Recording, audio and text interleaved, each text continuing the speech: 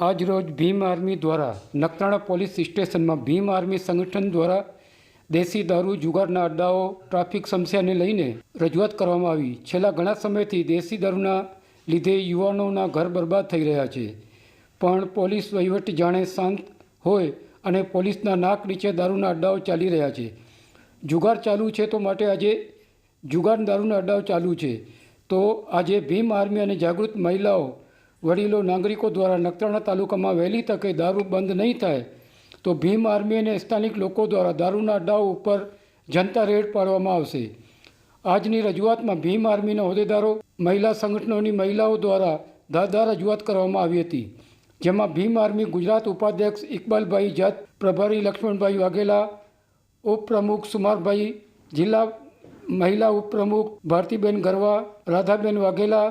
ઉપપ્રમુખ ચેતનાબેન ગોસ્વામી, તાલુકા પ્રમુખ દિનેશભાઈ ખોખર, મહામંત્રી હિરેનભાઈ મારવાડા, ભારતભાઈ વાઘેલા, રફીકભાઈ ખલીફા, લક્ષ્મણભાઈ લોંચા, અરવિંદભાઈ જેપાળ તથા બેરુ, દેવપર,